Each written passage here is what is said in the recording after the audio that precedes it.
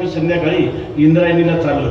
आपले गुरुवर्य वैकुंठवासी प्रातस्मरणीय वंदनीय जयराम महाराज ते असे त्या आश्रमाच्या पुढं पाय पसरत होते, छाती पिटत होते आणि सगळी मुलं त्यांना समजावत होती.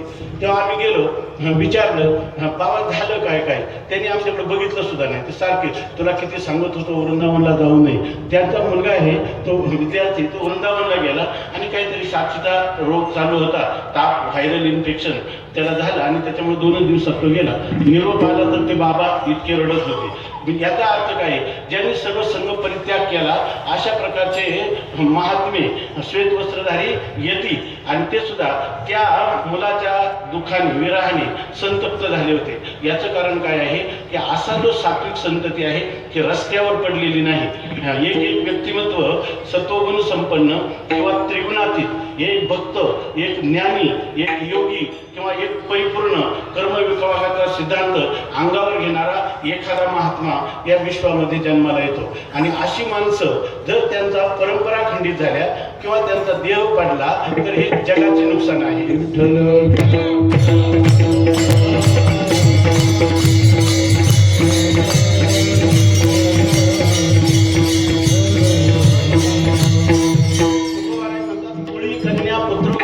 सात्विक तयाचा हरिख वाटे देवा. या ठिकाणी अशी संतती जेव्हा जन्माला येते ना, निसर्गामध्ये असणारी पंचमहाभूत सुद्धा प्रसन्न दिसतात. त्यावेळेला वृक्षवल्ली ह्या सुद्धा पुष्प फळांनी त्या ठिकाणी भरून जातात. पाणी सुद्धा जसा भगवंताचा जन्म झाला तर यमुना जेवढं स्थिर आहे अशा प्रकारचं त्याचं वर्णन. मोर नाचतात. अशा प्रकारचे जेव्हा असे महात्मे जन्माला येतात तर त्यावेळेला हा जड असणारी चराचर सृष्टी आनंदित होते, देव आनंदित होतो. तर तुम्ही आम्ही का होऊ नये. खरं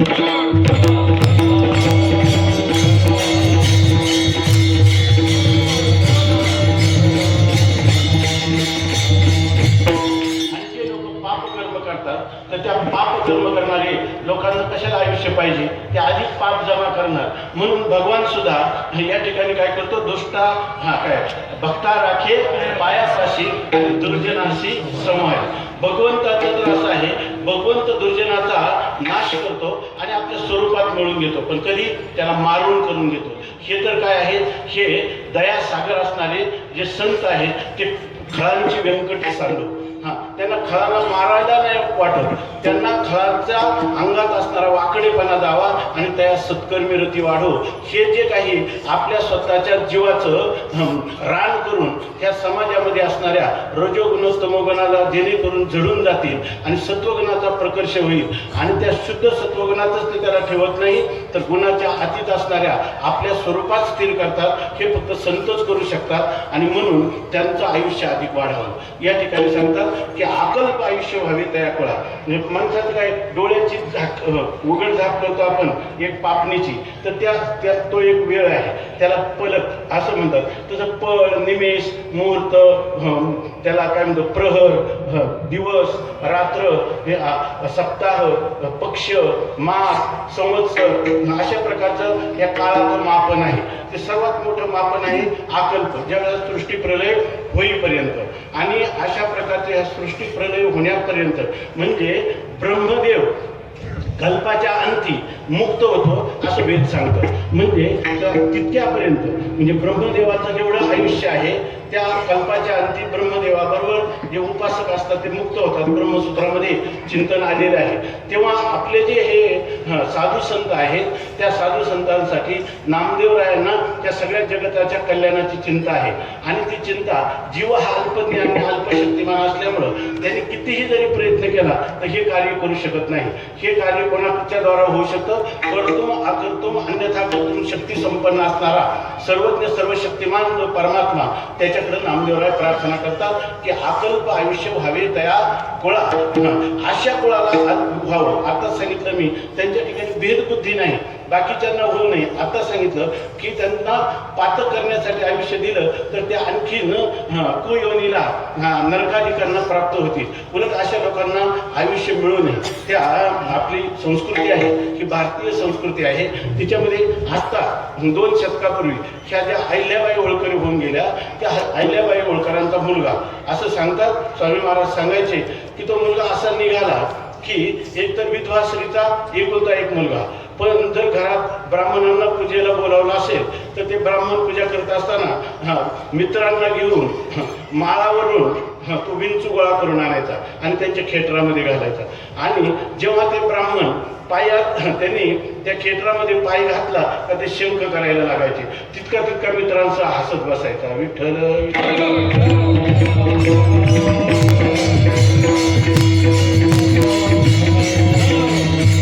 त्या राजवाड्याची असणारी संस्थांची जी मोठी विहीर होती ना, खेळायचं म्हणून मुलांना पायवर धरून खाली बुडवल्यावर काय होतं हे पाहण्यासाठी त्यांनी 9 मुलांचे बळी घेतले. विठ्ठल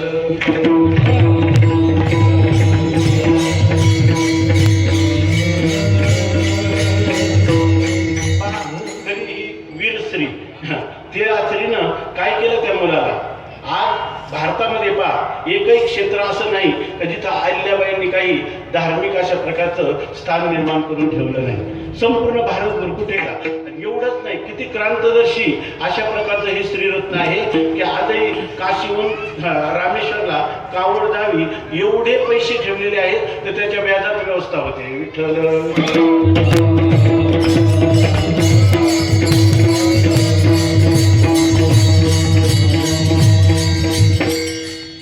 ठिकाणी मोदोन्मुक्त हत्तीच्या पायाखाली स्वतः होऊन त्या मुलाला हत्तीच्या पायाखाली देणारी आज्ञा करणारी ही भारतीय माता आहे. विठ्ठल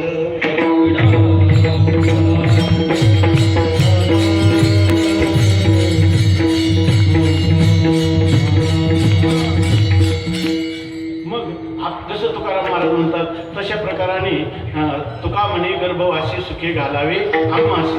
आता या ठिकाणी त्या भक्तांना, भगवंताच्या भक्तांना, हरीच्या दासांना कल्पापर्यंतच आयुष्य का द्यायचं. कारण या ठिकाणी जे काही अज्ञात ज्ञापन करणारं शास्त्र आहे ते म्हणतात की जर मनुष्याला तत्वज्ञान झालं तर न इच्छेनापी मोक्षसे न तस्य प्राणा उत्क्रामंती एव समविलीयन्ते. या ठिकाणी त्याचे प्राण लोकांतराला जात नाही, त्याचा हा शेवटचा जन्म असतो. पण तरी सुद्धा या ठिकाणी असे महात्मे असतात की त्यांच्या अंतःकरणामध्ये दया ओतप्रोत असते. आपल्याला जरी किती कष्ट झाले तरी तुकाराम महाराज म्हणतात जे जे झाले अवतार तुका त्याचे बरोबर. हे साधू संत त्यांना आपल्या स्वतःच्या सुखाची पर्वा नसते.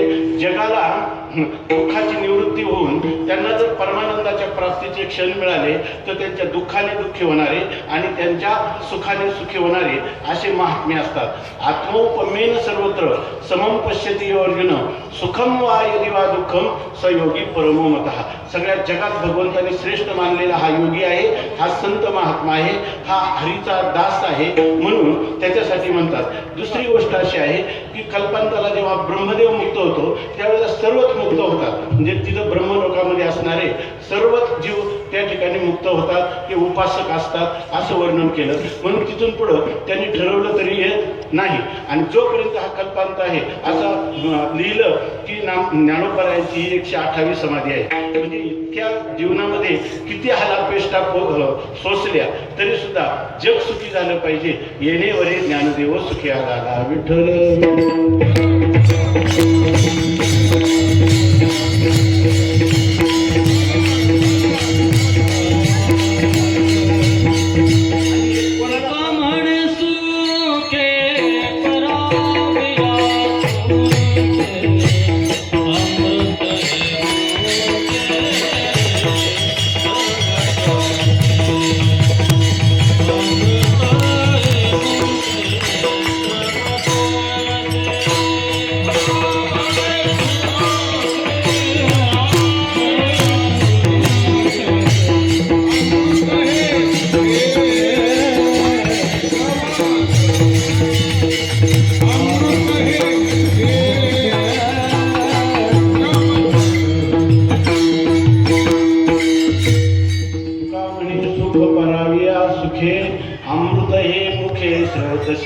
महापुरुष किंवा ज्या कुलामध्ये धन्य अशा प्रकारचे संत जन्माला येतात तर त्यांना भरपूर आयुष्य असावं. त्यांचं जीवनाचं वर्णन सांगायचं भागवतामध्ये कथा आली. गुरुवर्य या ठिकाणी स्वामी महाराज आहेत नाभागाची. त्या नभगाचा पुत्र तो नाभाग आणि तो गुरुकुलामध्ये शिकण्यासाठी गेला. इकडं त्याच्या भावांनी सर्वांची जी काही आपली असणारी जायदाद संपत्ती तिचं वाटप केलं. तो परत आला, त्यांनी विचारलं की तुम्ही मला काय देणार. त्यांनी सांगितलं तुला काही नाही द्यायचं, हे जे वडील आहे ना हे तुझ्या वाटेवर आहे. आता त्या वडिलांजवळही काही नाही आणि यालाही काही दिलं नाही, त्या वडिलांचं पोषण तरी कसं करायचं. तेव्हा त्यांनी सांगितलं हे भाऊ मला काही देत नाही. ते सांगतात की हे सर्व जे आहे हे वडील तुझ्याकडे सांभाळायला दिले, हेच तुला मालमत्ता, वडील हीच मालमत्ता दिली. तेव्हा वडिलांनी सांगितलं काय हरकत नाही. ते म्हटले तरी तू चिंता करू नकोस, इथं जवळच एक यज्ञ चालणार आहे आणि त्या यज्ञामध्ये साधारणतः 6व्या दिवशी तिथं उपस्थित असणारे ब्राह्मण त्यांना मंत्राचा विसर होईल. आता तू गुरुकुलातून नवीनच शिकून आलेला आहे, तुझी उपस्थिती आहे, तू त्या मंत्राचं उच्चारण त्यांना सांगितलं की त्यानंतर संपूर्ण यज्ञ झाल्यानंतर तिथली यज्ञपात्र सुद्धा सोन्याची आहे. तर तिथे राहिलेले जेवढं काही सोनं नाणं संपत्ती असेल ती तुला देतील आणि त्या संपत्तीवर तुझा जीवननिर्वाह होईल. त्याप्रमाणे तो थांबला. तशाच प्रकारचं झालं. तो यज्ञ त्याच्याच मदतीनं तो पार पडला. शेवटी यज्ञ झाल्यानंतर त्याची जेवढी काही संपत्ती होती ती संपत्ती त्यांनी गोळा केली. तिथे एक काळा पुरुष आला आणि त्यांनी सांगितलं की ह्या सर्व संपत्तीवर अधिकार माझा आहे. या ठिकाणी माझा अधिकार आहे, तुला हे नेता येणार नाही. त्यांनी सांगितलं हे माझ्या वडिलांनी सांगितलं. तेव्हा तुझ्या वडिलांनी सांगितलं, मग कदाचित वडील जर परत म्हटले तर मी तुला ही सर्व संपत्ती देईन, नाही ते माझ्या इच्छेवर अधिकार आहे. तो घरी गेला, वडिलांना विचारलं. तो काळा पुरुष असून, तो काळा पुरुष म्हणजे कोण? भस्म उटी रुंडमाळा, हाती त्रिशूळ नेत्री ज्वाळा, गज चर्म व्याघ्रांबर कणकी छोटे वासुकी हर, हे भगवान शंकर होते. आणि त्यांनी ते धन घेऊ दिलं नाही, कारण त्या यज्ञाचा जो अवशिष्ट भाग आहे तो रुद्राचाच असतो. तेव्हा त्यांनी वडिलांना विचारलं. वडिलांनी सांगितलं हे जे धन आहे हे धन त्यांचंच आहे, ते रुद्र भगवान आहेत, आपला त्याच्यावर अधिकार नाही असं शास्त्र सांगतं. त्यांनी सांगितलं, तो गेला परत. त्यांनी सांगितलं हे धन तुमचंच आहे, घेऊन जा. असं म्हटल्याबरोबर त्यांना इतकं रुद्र भगवंताला, भगवान शंकराला इतका आनंद झाला की त्यांनी ते सर्व द्रव्य त्यांना देऊन टाकलं. का तर तुझे वडील इतके सत्यवचने आहे, शास्त्रवचनाविषयी आहे आणि असे जे संतती असते ना तर त्याची तुका म्हणे मज घडो त्यांची सेवा, तरी माझ्या दैवा पार नाही, असं तुकाराम महाराज म्हणतात. गीता भागवत करीती श्रवण, अखंड चिंतन विठोबाचे, आपुलिया हिता दुआसे जागता, धन्य माता पिता तयाचिया, कुळी कन्या पुत्र होती जी सात्विक, तयाचा हरिख वाटे देवा विठ्ठल.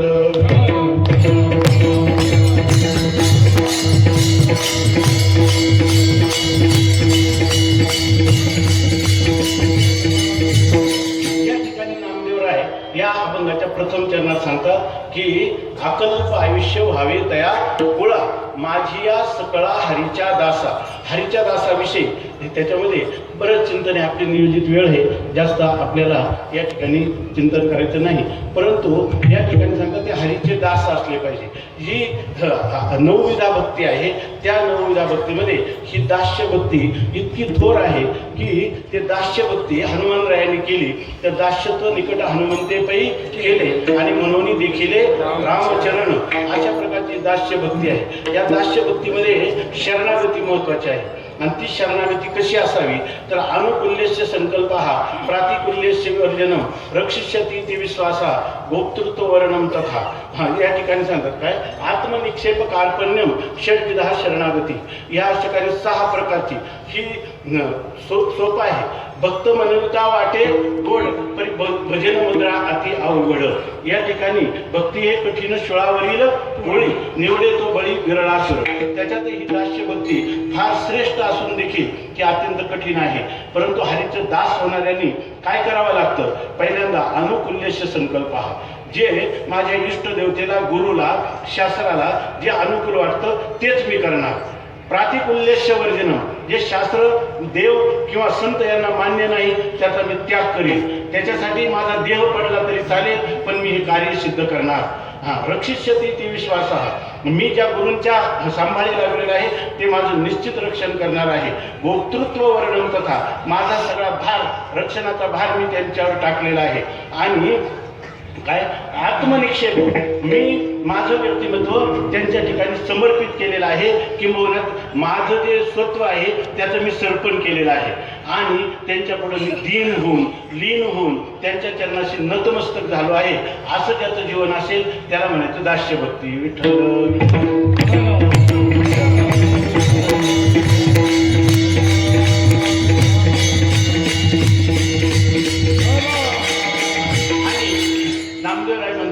असे जे हरीचे दास आहे आणि त्यांच्याविषयी आत्मीय माणसं आहे ना, एखादा खासदार झाला, मंत्री झाला ना, खूप दुरान्वय संबंध असतो तरी सुद्धा त्याला काय करतात की जसं म्हणे तुम्ही आम्ही नातेवाईक. का बरं?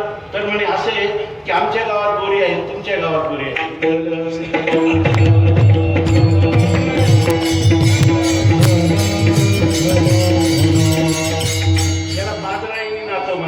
आप लोक जोडतात, पण जे आपल्या जवळचे असते, जे खरे हरीचे दास आहे ते आपले आहेत आणि बाकी सगळा चोराचा बाजार आहे. विठ्ठल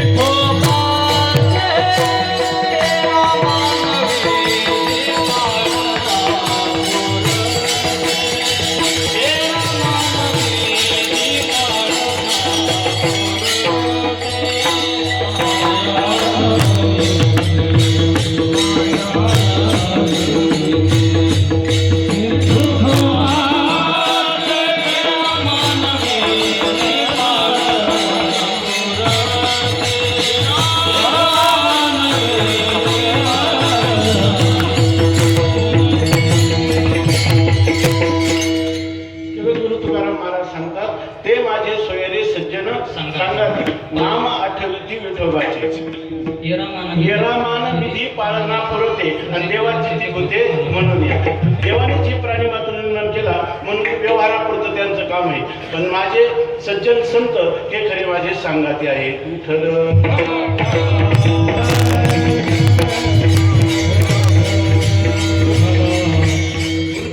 कृपांकित शिष्य आमचे जवळचे मित्र आहे.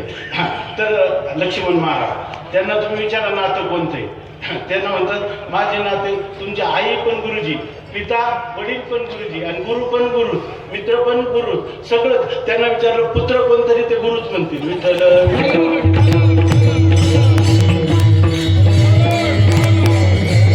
इंद्राणीवर झोपवलं आणि गुरुजींनी घरात आणलं. विठ्ठल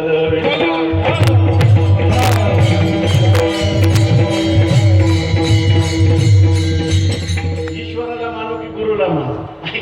तर आपल्याला उत्तर काय आपल्याजवळ प्रारब्ध प्राप्त त्यांना इंद्राणीवर ठेवलं जैसे ज्याचे कर्म, आणि एखाद्या नाथाने भोग प्रारब्धाचा आणि गुरुकृपे त्याचा नाश झाला.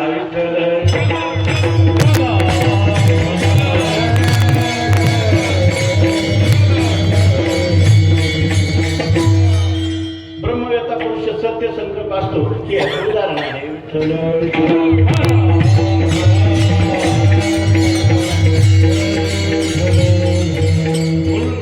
माझ्या हरीच्या दासा. जगामध्ये माणसाला आपलं चिंतन करायचं एवढं की आपल्याला जगात संता इतकं जवळचं कोणीच वाटू नये. किती प्रिय जावई असो, कन्या असो, पुत्र असो, निकट वास भरा संताप आहे. विठ्ठल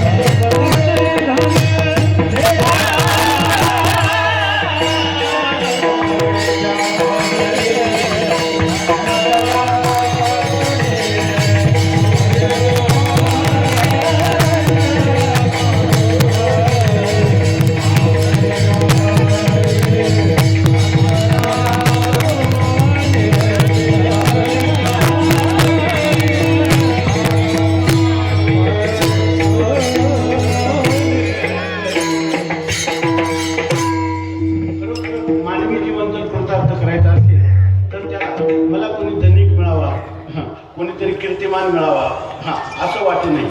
तर माझ्या जीवनात मला संत भेटले तेच माझ्या जीवनातले खरे मोलाचे क्षण आहेत अशी धारणा जोपर्यंत आपली होत नाही तोपर्यंत आपल्याला आता सांगितल्याप्रमाणे गुरुजींचं समाधान आणि गुरुजींची शांती मिळणार नाही.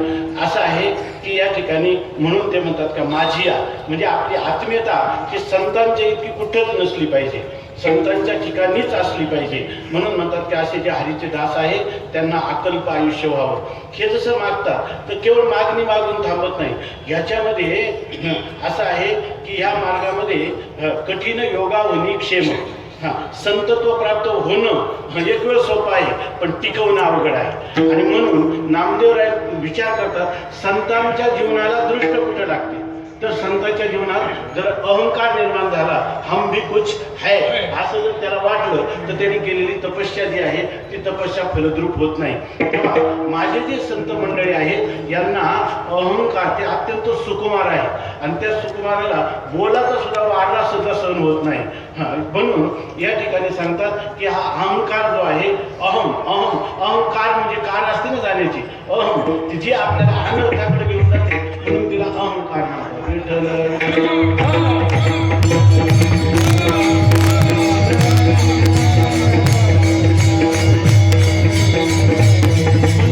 नामदेवराय सांगतात की या ठिकाणी अहंकार हा त्याला उत्पन्न होऊ नये.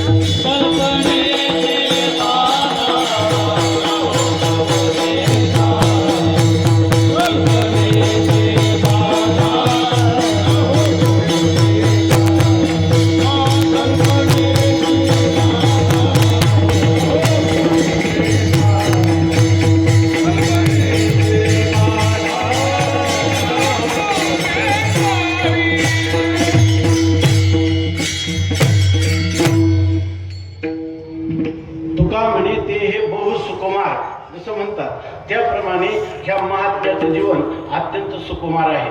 त्याला न सावे वारा वचनाचा अशा प्रकारचं हे जीवन आहे. आणि त्याच्यातही हे जे अहम स्फुरण आहे ना, हे अनात्म स्फुरण आहे. ते अहम ब्रह्मास्मी ही पहिली वृत्ती त्या ठिकाणी जी आहे ती अहमची वृत्ती ही घातक आहे. आणि तिथपासून तर मग कर्ता अहम, भोक्ता अहम, सुखी अहम, दुःखी अहम अशा प्रकारचं जन्म मरण धर्मवान अहम हा मी जो आहे ना ब्रह्मस्वरूपापासून निघाला आणि कुठेही बसला तरी जीवाला दुःखच देतो. विठ्ठल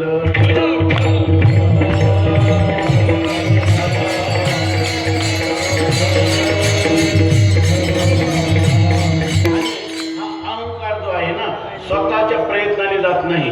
तो प्रयत्न साध्य त्याचं निवारण नाही, ते देवाच्या कृपेने साध्य होतं. म्हणून देवाकडे प्रार्थना करतात की अहंकाराचा वारा सुद्धा त्याला लागू नये. कोणाला? माझ्या विष्णुदासा भाविकाशी. बघा इथं दास शब्द आणि दुसरा शब्द जो माझा, हे दोन शब्द आहे ना, हे परवलीचे शब्द आहेत. यांच्या अभ्यासांगाने ह्या अभंगामध्ये दोनदा आलेले आहेत. तर त्या ठिकाणी म्हणतात की अहंकार घडलेली गोष्ट थोडक्यात सांगतो. स्वामी महाराजांनी मी विनोदाने सांगायचे, जास्त वेळ नाही आपल्याला, थोडक्यात सांगतो. स्वामी महाराज म्हणायचे काहीच बनवू नका, तुम्ही बनण्याची हानी होती आहे. सांगायचे की मी मोठा श्रीमंत, मी बलवान, काहीच नाही. म्हणायचं झालं तर मी ब्रह्ममय म्हणा, नाहीतर आपल्या स्वरूप महिमेत आवाच्य राहा, पण मी म्हणून काही म्हणू नका.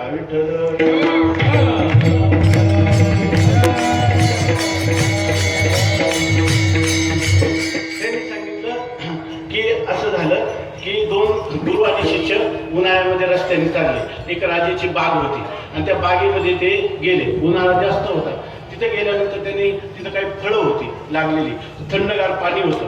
राजाचा चोपाळा टांगलेला होता. त्याच्यावर बसून दोघे झोका घेत आरामात फळं खायला लागले, पाणी प्यायला लागले. तितक्या तो सेवक आला. त्यांनी सांगितलं अरे तुम्ही कोण? त्या शिष्याला विचारलं. तो म्हटला मी श्रोत्रिय ब्रह्मनिष्ठ अमक्याचा असा असणारा शिष्य. आणि तो शिष्य म्हणजे साधारण नाही, सर्व दार्शनिक सार्वभौम असा मी, मला ओळखत नाही. त्यांनी लगेच त्याची मानगूट धरली, मोठी मोठी नावं सांगतो. राजाच्या बागेमध्ये आला आणि चौपाळ्यावर बसतो, एवढं तुला कळत नाही म्हणे. मानगुटीला धरून नेलं आणि त्याच्या बाहेर घातलं. पुन्हा आतमध्ये आला तर खबरदार असं सांगितलं. गुरुजी त्याच ठिकाणी होते. परत आला ना, तुम्ही कोण? ते झालं मी एक गरीब संन्यासी, रस्त्याने चाललो होतो, थोडं इथं सावली दिसली म्हणून आलो. ठीक आहे गुरुजी, आता पुन्हा असं करू नका. हा त्या दरवाजातून पाहत होता. त्यांनी त्यांना नेल्यावर त्यांनी विचारलं गुरुजी तुम्हाला काहीच केलं नाही आणि मला असं का झालं? ते म्हणे तू बनला ना, मी आमका श्रोत्रिय ब्रह्मनिष्ठ विद्वान यांचा असा शिष्य आहे की बनण्याची हानी होती आहे.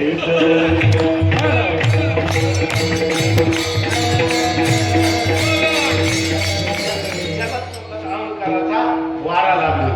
स्वामी महाराजांची घडलेली गोष्ट सांगतो की गुरुवर्य वंदनीय प्रातस्मरणीय रंगनाथ महाराज परभणीकर त्यांच्याकडं आता ते गेले. तो विष्णू महाराज कोल्हापूरकर शिकत होते आणि त्यांनी सांगितलं की आता हे 4 महिने शिकलो, पण मला वृत्तीप्रभाकर विचारसागर शिकायचा, तर मी तुमच्या बरोबर येणार. त्यामुळे मी फिरत असतो 8 महिने, माझ्याबरोबर तुला राहता येणार नाही. परंतु गुरुवारी स्वामींचं नाव सांगितलं. त्यावेळेला त्यांना आप्पा म्हणतो, ते श्रीधर आप्पा. तर ते मी त्यांना सांगतो ते गावाकडे राहतात सुरेगावला विसापूर जवळ, आणि तुम्ही जा किंवा ते कोल्हापूरचे. पण दोघांची भेट झालेली नव्हती. आणि मग त्यांनी पत्रव्यवहार केला आणि ते आले.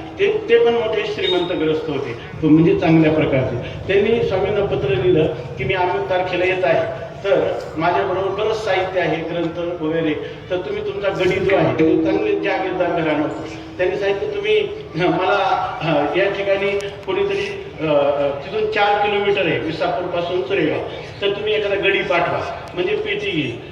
त्या ठिकाणी ते महाराज आल्याबरोबर त्यांनी पाहिलं तर यांचा वारकरी पाहिल्यानंतर त्यांनी विचारलं तुम्हीच का तुम्ही मला घ्यायला आले का? हो म्हटले. मग त्यांनी त्यांच्याजवळ 2 पिशव्या होत्या, 2 काखेत, आणि एवढी मोठी पेटी होती.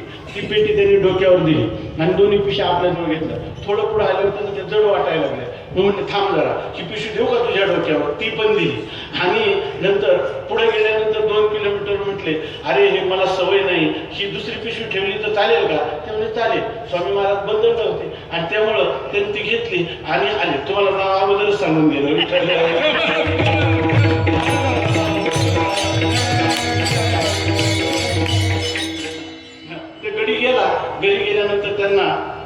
सांगितलं की तुम्ही आता जेवण करा, तोंड हातपाय धुवून. त्यावेळी सांगितलं श्रीधर आप्पा कधी यायचे? ते म्हणले श्रीधर आप्पा मीच आहे, विठ्ठल.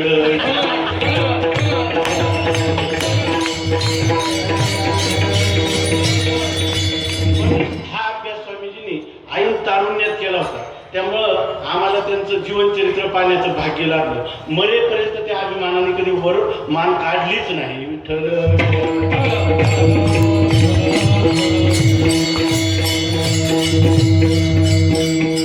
साधारण बाई ते आली एकदा आणि असं त्यांच्या उत्तर कालात ते म्हणे स्वामी तुम्हाला अजून कसं कळत नाही? ते म्हणे बाई मला काय आता वयाच्या मनाने कळत नाही. बरं मी काय करू? ते म्हणे तुम्ही असं असं करा. बरं म्हणे तू माझ्या दिव्यात ना डोळ्यात दिव्य अंजन घातलं, विठ्ठल.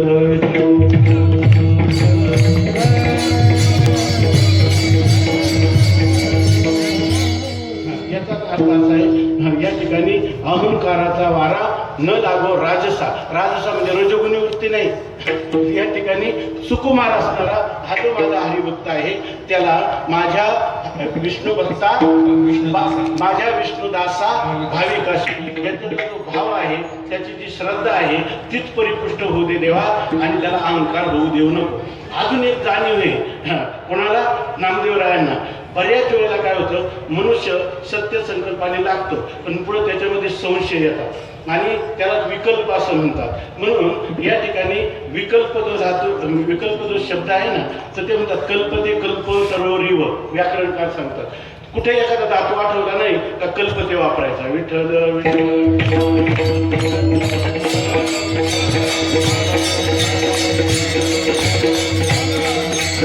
आणि ही गोष्ट नामदेवराय दुसऱ्या चरणात मागून घेतात. कल्पनेची बाधा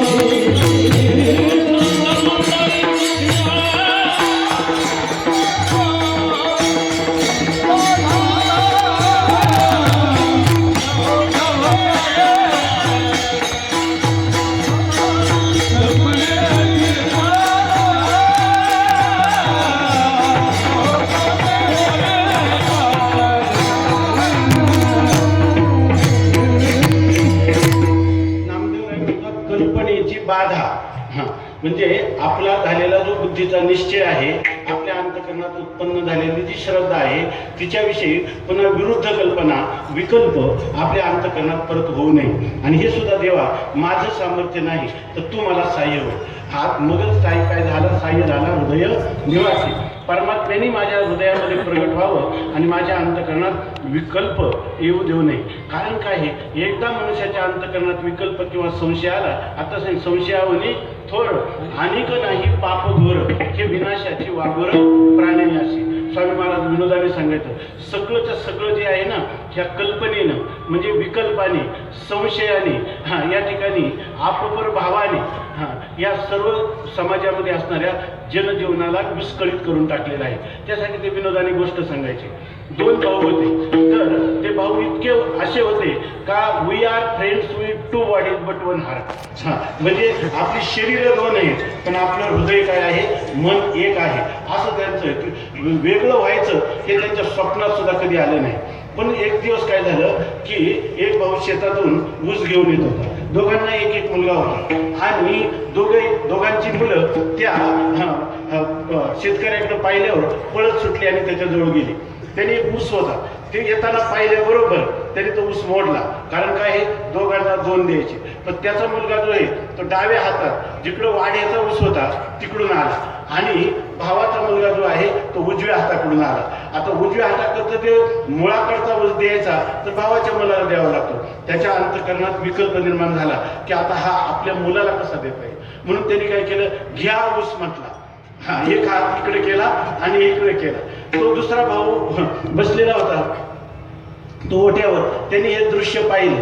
त्यांनी काही बोलला नाही आणि संध्याकाळी झोपण्याच्या वेळेला त्यांनी सांगितलं, दादा आपल्याला उद्यापासून विभक्त व्हायचं.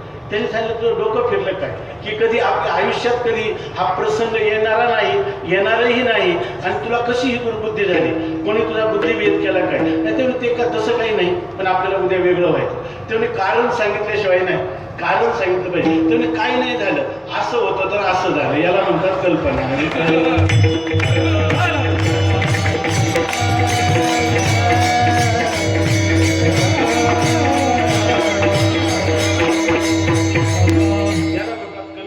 बाधा न हो कोणे काळी आणि संत मंडळी सुखी असो. या ठिकाणी सुखी असो म्हणजे त्यांचं आई कल्याण हो, पारतिक कल्याण हो, त्यांना मोक्ष प्राप्ती हो, त्यांचं जीवनामध्ये एक क्षण देखील त्यांना दुःख कधी भोगावं लागू नये. कारण का, ते हरिभक्त आहेत म्हणून. विठ्ठल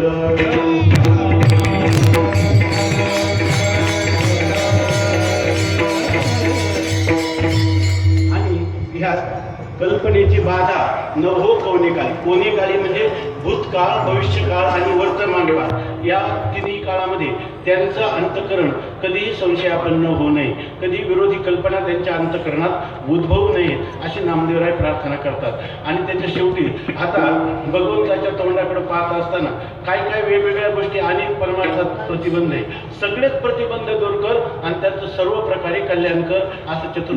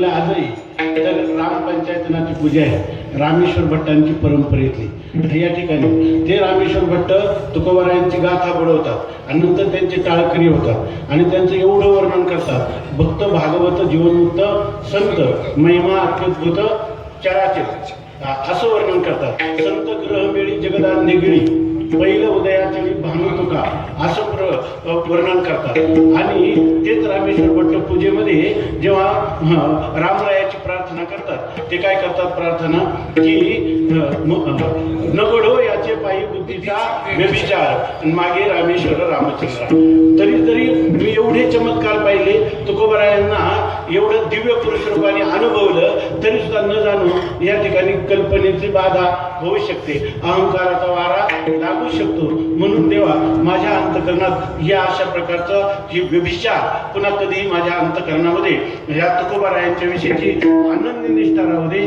व्यभिचार बुद्धी होऊ देऊ नको तसं आपल्याला हे जे काही कार्यक्रम आपण आयोजन केलेलं आहे त्या गुरुवर्यांच्या ठिकाणी आपली अशीच निष्ठा चिरंतन राहावी अशी पांडुरंगाच्या चरणी प्रार्थना करायची आणि मग देवाला प्रार्थना आहे नामामध्ये देवा तया असावे कल्याण त्या सर्वांचं चांगल्या प्रकारचं कल्याण असावं पण कोण नामदेव सांगतात कोण ज्या मुखी निधान पांडुरंग ज्यांच्या ठिकाणी पांडुरंगाचं नामही नाही म्हणत नाम हे तुकाराम महाराजांना निधान वाटतं हा धनाचा जसा कोश असावा त्याप्रमाणे धनाचं आगर भांडार असावं त्याप्रमाणे खजिना तर ज्यांना नामाचा खजिना ज्यांच्याजवळ आहे त्यांचं कल्याण व्हावं विठ्ठल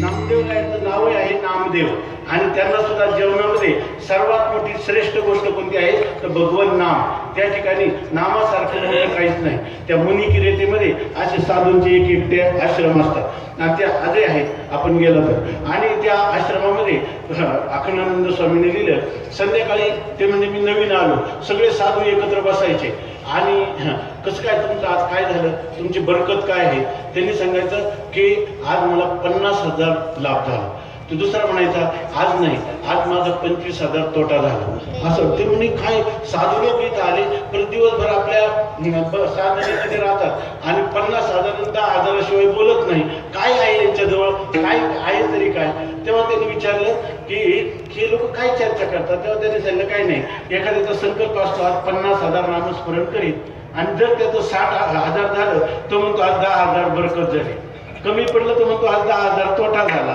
म्हणजे काय नाम हेच खरं धन आहे आणि ते धन ज्याच्या मुखात आहे त्यांचं कल्याण व्हावं असं नामदेवराय म्हणतात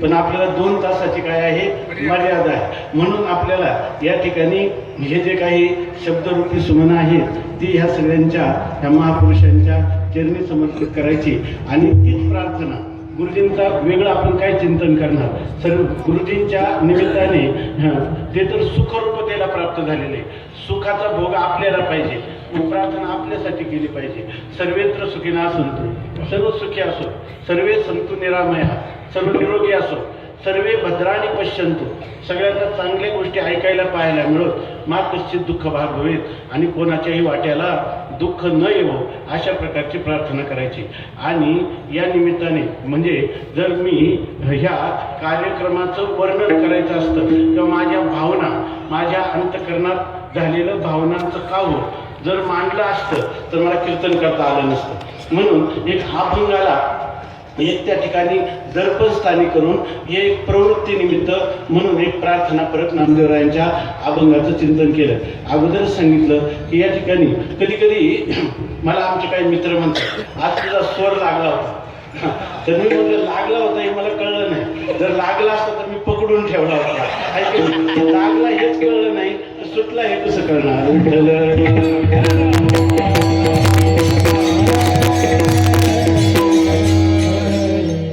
तैशी केली कटकट वाकडी की नीट देवदाने, कोणा कारणे हे झालेशी निर्माण, देवाचे कारण देव जाणे. तुका म्हणे मी तो अभिमाना वेगळा, घालुनी गोपाळा भारासे. आजच्या जी कीर्तन सेवा होती ते आपले पितृतुल्य असणारे एक ह्या भारतवर्षातील एक विद्वान फडकरी असणारे गुरुवर्य प्रातस्मरणीय वंदनीय असणारे हरिभक्तीपरायण आपले प्रल्हाद शास्त्री दैठणकर महाराज. परंतु त्यांचे काही प्रकृती स्वास्थ्यामुळं त्यांना येता आलं नाही. नावच आहे प्रल्हाद, प्रकर्षेन आल्हाद येते, जे खऱ्या अर्थाने आनंद देतात. तुम्ही इथं काय आहे, दुधाची भूक ताकावर भागवायची. विठ्ठल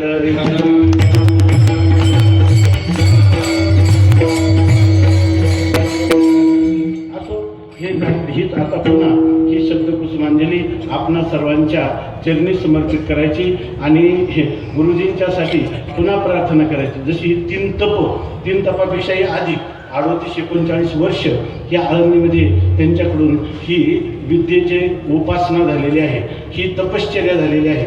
आणि या तपश्चर्याच्या प्रभावात आणि तुमच्या असणाऱ्या सदिच्छा पुन्हा त्यांचं जे काही अमृत महोत्सव आहे त्या अमृत महोत्सव पुन्हा 14 वर्षांनी आपल्याकडून झाला पाहिजे.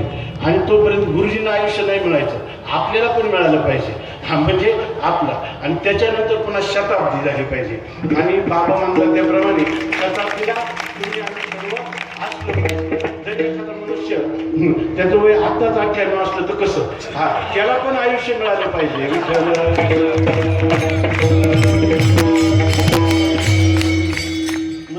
त्यांना दीर्घ आयुष्य आरोग्य मिळावं आणि त्यांच्या मार्गदर्शनाचं छत्र आपलं गुरुजी हे झाकलेलं माणिक आहे. मला तर वाटतं की ज्ञानोबाराय यांच्या हृदयात शिरले, तुमच्या हृदयात सुद्धा ज्ञानोबाराय आले. आज एवढा मोठा रस्ता 40 फुटी सगळं आळंदीत प्रसिद्ध आहे, पण हात झाला सभा मंडप. विठ्ठल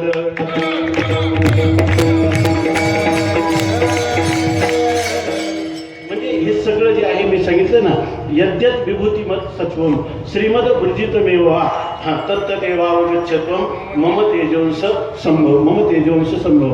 या ठिकाणी हे झाकलेलं माणिक आहे. उकिरड्या जरी हिरा पाडला तर कधीतरी चमकल्याशिवाय राहत नाही. कधीच नाही तर खत भरायला शेतकरी गेला का तेव्हा तरी सापडतो. विठ्ठल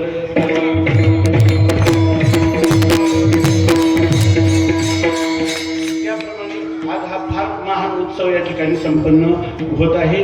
तर त्या निमित्ताने या ठिकाणी असणारे परमहंस परिव्राजकाचार्य एक यतिवर्य त्यांच्या चरणाजवळ बसून आपल्याला थोडीशी सेवा करण्याचं या ठिकाणी संधी मिळाली. ती शब्दरत्न त्यांच्याही चरणी समर्पित करू आणि सर्वांना या ठिकाणी हे जे ज्ञानोबारायांचं आपलं नामदेवरायांचा अभंग आहे तोच अभंग परत एकदा वाचून दाखवतो. अकल्प आयुष्य व्हावे तयाकुळा, माझ्या सकळा हरीच्या दासा, कल्पनेची बाधा न हो कोणी काळी, ही संत मंडळी सुखी असो. अहंकाराचा वारा न लागो राजसा, माझ्या विष्णुदासा भाविकाशी, नाम म्हणे तया असावे कल्याण, ज्या मुखी निधान पांडुरंग. कल्पनेची बाधा न हो कोणी काळी, ही संत मंडळी सुखी असो.